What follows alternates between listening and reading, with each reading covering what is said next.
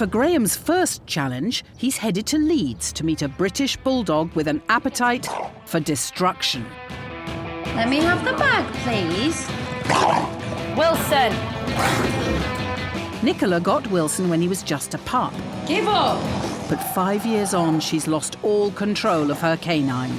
As soon as I put something down, he'll take it and he'll destroy it. I am sat on it. Anything that I have is his. That's the sofa! He's destroyed countless throws, cushions from the living room. And if he's not stripping the living room of its soft furnishings, he's stripping his owner. Ow! Literally. Wilson, I'm wearing them. Anything Wilson gets his teeth into, he claims as his own. This happened to my friend's pair of designer glasses. He just snuck straight up and took them away. He's really, really aggressive as soon as I try and get it off. Ah! Wilson! He's actually bitten me. That's naughty, you hurt mummy. When you're wrestling with him, it's scary. It's upsetting, it makes me angry, it makes me anxious. And it's psychologically driving me around the twist.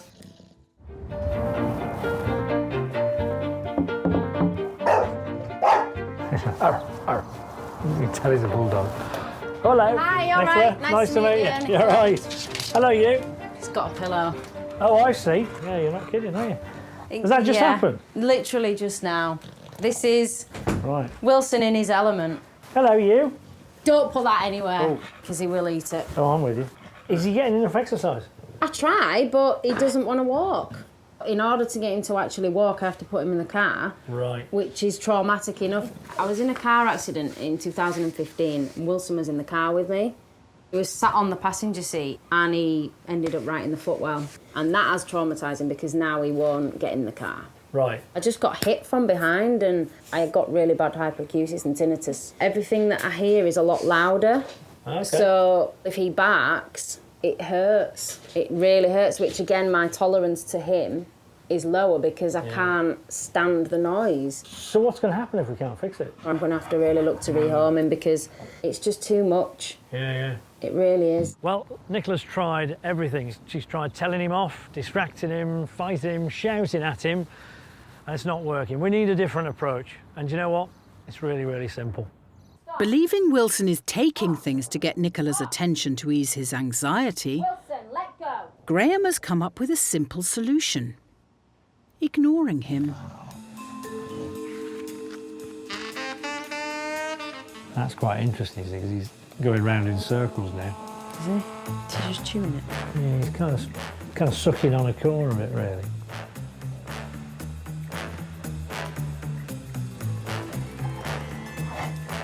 That's interesting. He's actually walked away from it. The thing to do when he walks away from it is give him attention. What? Now, if he goes back to it, we go back to the book. No. No. Clever boy. Good boy. Right. You want to go in? So he's so disinterested in it now, he's left the room. He's just lying down in the kitchen. I'm amazed. I didn't think that'd work. Graeme's next case is ripping things to pieces. Hugo the Sprocker just can't help himself. Oh, Hugo, what have you done? No. Hugo has destroyed an awful lot of our house. Look at this mess. No. Hugo, no. And he would have destroyed more if we'd have given him access to more. He's chewed all of the doorway, over here and along here. This is his little teeth marks along here as well. He tore the stair carpet off and ate all the glue and then was very sick. With thousands of pounds of damage and the worry he'll seriously hurt himself, Hugo can't be left to roam freely.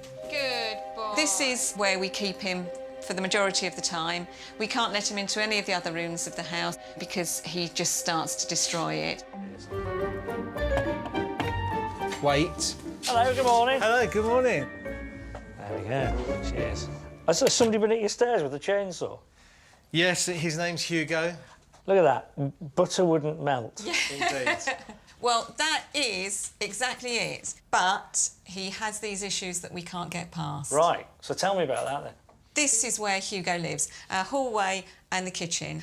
As soon as we let him into any of the other areas of the house, he just goes crazy. So when he's in the sitting room, he just never, ever settles, is that right? Yeah. Yeah, it's like a whirling dervish. OK, can we go through to the sitting room? Of course. Yes. Yeah.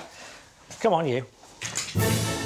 But the moment Hugo's in the room, the beanbag's having it. If I try and take that away from him, he's just going to go crazy. Hugo? Hugo. Hugo? No. No. What would you normally do to stop that? He's got to a stage now where he's in such a frenzy, he won't listen. He's trying to make a hole there so he can get the bits out.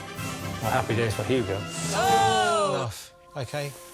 Seeing Hugo on the Oh, warpath there we go, right. has I'll Graeme take it. thinking.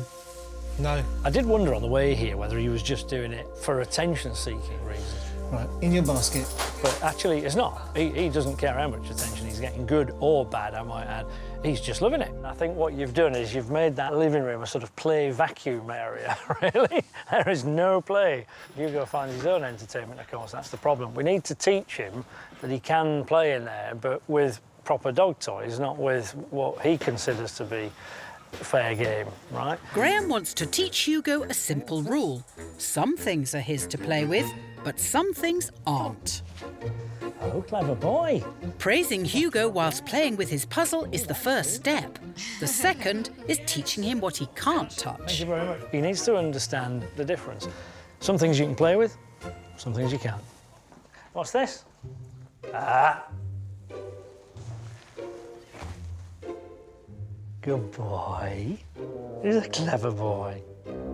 No. No. Good boy. If Hugo shows any sign of going for the cushion, No. he's warned off. Ah. Good boy. So he had a little lick. It's like, no. I know where that's going next, yeah? And then as soon as he looks away, good boy, we're friends again, you know? So, has Hugo learnt his lesson? No. Good boy. I am amazed. Yeah. Please. Ruger is a tearaway toddler who does what he wants, No. when he wants. Down. No. No. Leave the bed alone. Unless he's asleep. We don't relax, really, because it's just exhausting. It's just one thing after another. It's like having a child. The first big issue with Ruger we have is that he actually destroys everything. No. Stop. The second major issue is the food stealing. No, this is mine. It is just constant. Down. Ruger, down. Ruger. Naughty boy. We don't even bother having lunch anymore because it's just too much trouble. He has this fascination for cables. No. Ah, Ruger. One of the other dangers is in the kitchen, and I have found him with a knife in his mouth a couple of times. Desperate for the peaceful pre-puppy life they once had, they're now considering the unthinkable. I sort of have contemplated what it would be like, you know, putting on his collar and harness for the last time, taking him in the car, taking him somewhere and then saying goodbye. Sorry. Fortunately for Joe and Ian, help is on the way. Hi, Graeme. Morning, you all right? Nice to meet you. I'm Jo. Joe, nice to meet you. Come on. Very good. Yeah. So, what's he... Oh, right. Ruger! Stop. I was going to ask, what's the problem? I think I can see it. Graeme believes the key to solving their problems starts with knocking him off his pedestal. Ruger getting up on the settee like that, towering over them, is sending me quite a big message. You know, he thinks he's top dog, and at the moment, he is. So to turn this around, as soon as Ruger heads up to his seat of power, it's time to get down. Pull him down. Come on. That's it. Come on, no. Keep at it. Now we might start to play up, right? Because you're starting to assert yourself and go, no, I'm not having you up there anymore. You just sit in that. Shh. No. Off. He's like, I'm not coming. Oh, I'm afraid you are. Off. That's Good it. boy. It's just not negotiable. You're getting off. So the reason I don't want him stood up there looking down is it's not a natural leadership position for you guys to be down looking up going, I'm the boss of you. Yeah. Yeah, it's just the animal kingdom doesn't work that way, you know. With Ruger understanding he's no longer top dog, Good boy. Graeme believes he'll learn to respect their possessions too. I've calmed down and I've been told I'm a good boy and I've got a tickle on the head. Time to put his theory to the test. This morning, you're struggling to read the free paper thing, you were struggling to read the daily newspaper, and they're still there. Shall we have a go and see what happens? Yeah. There we go. Good boy. What's he going to do? Now, I'm OK with that. If he comes up and has a little sniff, that's fine. Good boy. As soon as he thinks about biting it, that's when there's a problem. Good boy. And now...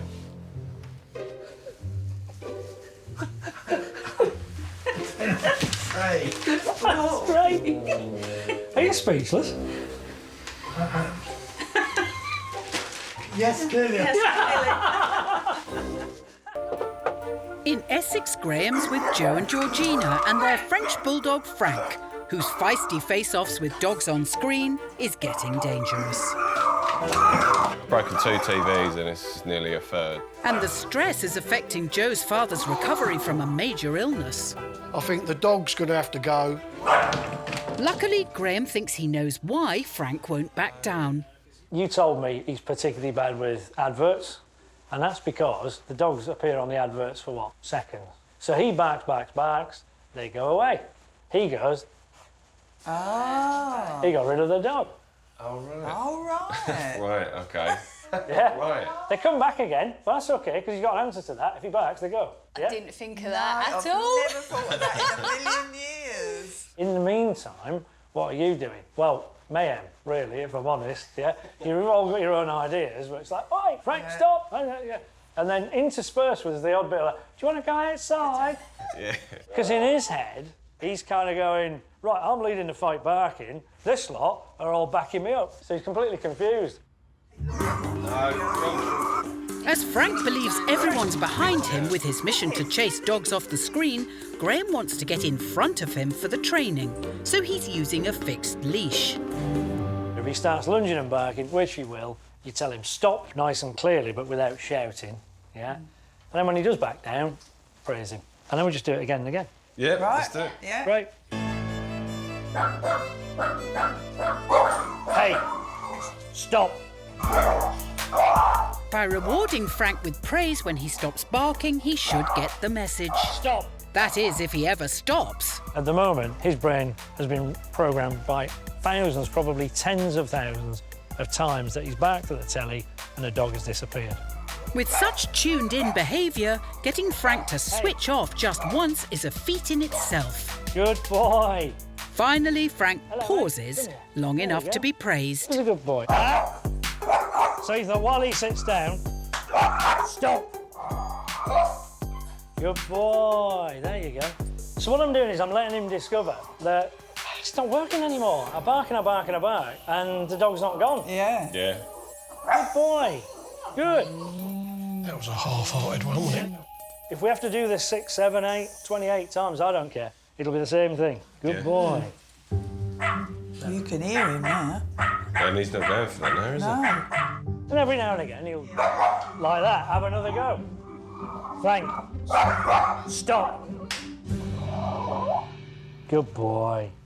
I mean, he's not perfectly calm just yet, but this is pretty good, right? Yeah. Yeah, good, yeah. He's just sat down. It's like he's surrendered. So you've seen me do it. I think it's your turn. Yep, cool. Now, with Joe in charge and a new doggy threat, Frank is back to squaring up to the box. Stop. Stop. But Joe's forgotten a key part of Graham's training. Praise. Good boy. That's it. Good boy. And that's what was missing, that's all. Good boy. Good boy. Good boy. He's not even interested now. No. Look at him now. He's just sitting there at the moment. The dog's still on. Stop. And that's it, that's perfect. You nipped it in the bud. Yeah. With a clear command Stop. and praise, Good boy. Joe and Georgina have control.